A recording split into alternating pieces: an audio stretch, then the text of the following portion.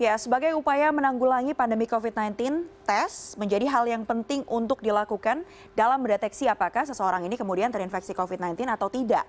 Beberapa jenis tes memang sering kita dengar, sering kita temui, mulai dari rapid test dan juga PCR test. Sebenarnya apa ya bedanya? Mungkin beberapa dari Anda sudah mengetahuinya, tapi beberapa dari Anda mungkin masih sedikit-sedikit bingung nih, apa beda antara rapid test dan juga PCR test. Dan mengapa PCR test ini kemudian penting untuk dilakukan. Kita akan bahas malam ini dalam Kenapa Harus PCR.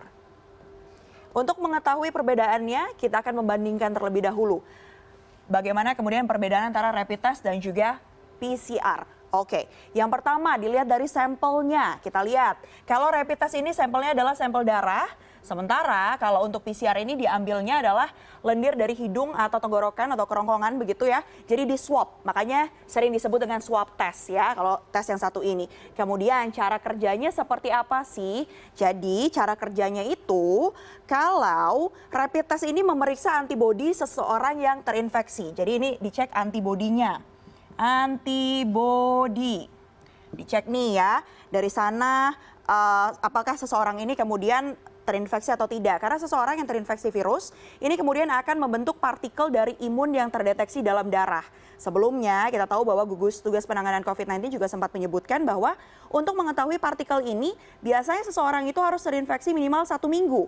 Sementara kalau PCR, ini PCR, dia itu mengamplifikasikan dari RNA dari virus tersebut ya, sehingga kemudian mudah dideteksi. Simpelnya seperti apa sih? Jadi simpelnya itu kalau PCR itu mendeteksi virusnya ada atau enggak, ada atau tidak.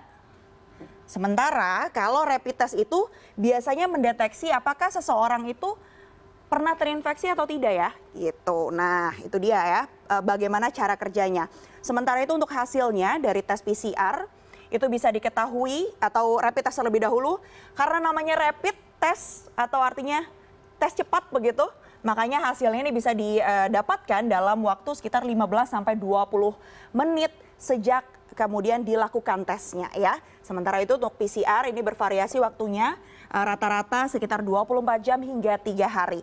Mengapa kemudian menjadi lama? Hal ini berkaitan dengan tempat dilaksanakannya tes tersebut. Jadi setelah kemudian diambil sampelnya, yang harus dilakukan adalah sampel tersebut akan dibawa ke laboratorium biosafety level 2. Sementara biasanya kalau rapid test bisa dilakukan di fasilitas kesehatan tingkat pertama. Kita banyak mungkin sudah menjumpai beberapa rumah sakit kemudian mengadakan juga rapid test karena memang itu bisa dilakukan di fasilitas kesehatan tingkat pertama.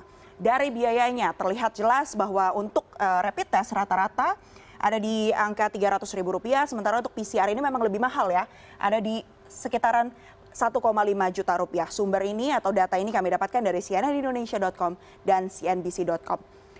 Kita lihat di sini ya, yang menjadi concern atau perhatian kita adalah akurasinya. Jadi kalau rapid test ini bisa dikatakan lebih rendah akurasinya dibandingkan dengan PCR. Karena kalau PCR itu bisa mencapai 95% ya. Nah hal inilah kemudian yang membuat sejumlah pihak menyatakan bahwa lebih penting untuk melakukan PCR dibandingkan hanya melakukan rapid test saja. Hal ini sesuai dengan pernyataan dari Kepala Pusat Diagnostik dan Riset Penyakit Infeksi Fakultas Kedokteran Universitas Andalas berikut ini. Bahwa WHO tidak merekomendasikan rapid test. Ya, baik itu deteksi antigen maupun deteksi antibodi. Dan saya percaya itu. Rapid test itu kelemahan fatalnya adalah minggu pertama itu nggak bisa didetek. Pertama. Yang kedua, kemungkinan reaksi silang itu ada. Cross reaksi itu ada. Karena tubuh kita juga punya human coronavirus ya. Penyebab flu.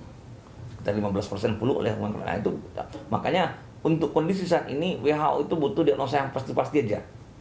Dan itu adalah PCR. Itu dia ya, meskipun rapid test ini dikenal dengan mudah digunakan, hasilnya cepat, relatif cepat, hanya 14-20 menit sudah ketahuan hasilnya seperti apa.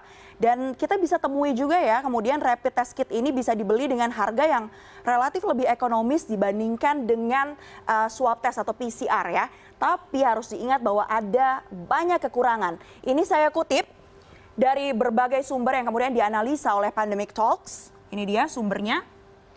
bahwa 90% atau mayoritas dari rapid test baru bisa mendeteksi antibodi ini setelah 21 hari atau selama 21 hari setelah seseorang terinfeksi COVID-19. Ini 90%-nya baru bisa terdeteksi setelah 21 hari. Selain itu ternyata hanya 1/3 saja dari merek rapid test ini berbasis antibodi bisa kemudian mendeteksi dalam waktu 7 hari setelah infeksi. Artinya apa? Artinya jika dites di waktu yang tidak tepat kemudian bisa menghasilkan yang satu ini, hasil negatif palsu, begitu. Nah, selain itu produksi rapid test kit ini juga di Indonesia ternyata tidak selalu mengikuti adanya quality control yang baik ya. Nih, dinyatakan bahwa quality control ini relatif buruk. Karena apa? Karena berdasarkan data, ternyata ada lebih dari 100 merek rapid test yang beredar di Indonesia, tapi sampai 14 Juli 2020, pemerintah belum mengeluarkan daftar rapid test yang lulus uji standar. Nah kan, jadi kita harus terus berhati-hati ya. Dan yang paling penting poinnya adalah ini, hasil dari rapid test ini tidak bisa menggantikan akurasi dan sensitivitas dari tes PCR. Kalau kita flashback, Presiden Joko Widodo ini sempat menargetkan bahwa gugus tugas percepatan penanganan COVID-19 untuk meningkatkan kapasitas tes PCR hingga 30.000 seharinya. Karena sebelumnya ini hanya sekitar 10.000 dalam sehari ya. Karena apa? Karena WHO merekomendasikan rasio tes ideal ini adalah 1/1000 populasi. Jadi WHO ini rekomendasinya 1/1000. Sementara di Indonesia datanya seperti apa? Indonesia itu baru 0,4/1000. Masih jauh ya. Nah, oleh karena itulah kita harus menekankan yang satu ini ya. Karena sebenarnya tes ini penting sekali untuk dilakukan.